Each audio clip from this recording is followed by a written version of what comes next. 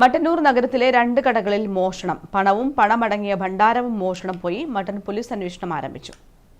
Mattannur bus സ്റ്റാൻഡിന് സമീപത്തെ ഐമാളിൽ പ്രവർത്തിക്കുന്ന തറാൽ മാഞ്ഞുവിന്റെ ഉടമസ്ഥതയിലുള്ള മാഞ്ഞു ബസാർ സൂപ്പർമാർക്കറ്റിലും മത്സ്യമാർക്കറ്റിന് സമീപത്തെ ഇബ്രാഹിമിന്റെ ഉടമസ്ഥതയിലുള്ള MA വെജിറ്റബിൾ കടയിലുമാണ് മോഷണം നടന്നത്.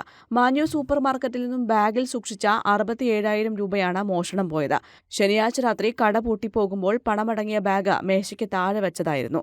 MA വെജിറ്റബിൾ കടയിലെ പണമടങ്ങിയ ഭണ്ഡാരവും മേശവലിപ്പിലെ പണവുമാണ് മോഷണം പോയത്. മാഞ്ഞു സൂപ്പർമാർക്കറ്റിന്റെ മുൻഭാഗത്തെ ഷട്ടറിന്റെ പൂട്ട് പൊളിച്ചാണ് മോഷ്ടാവ് അകത്ത് കയറിയത്.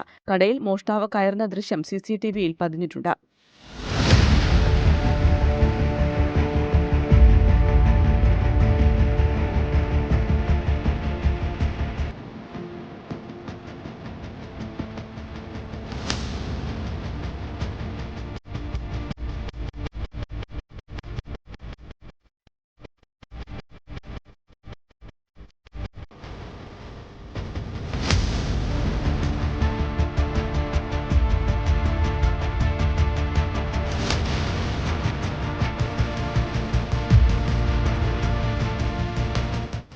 മണിക്ക് ഷോപ്പ് കൂട്ടിയിട്ട് പോയതാണ്.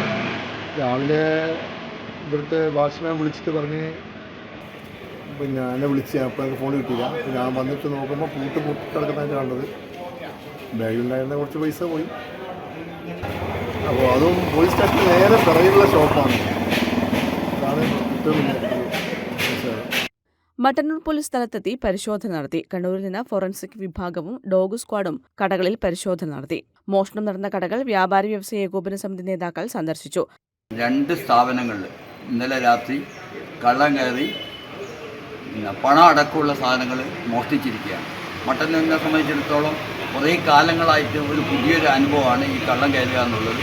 ഇത്തരത്തിലുള്ള നടപടി ആവർത്തിക്കാതിരിക്കാനുള്ള നടപടികൾ അധികാരികളുടെ ഭാഗത്തുണ്ടാവണമെന്ന് കേരള വ്യാപാരി വ്യവസായി ഏകോപന സമിതി മട്ടന്നൂർ യൂണിറ്റ് ആവശ്യപ്പെടുകയാണ്. News bureau, Mattannur.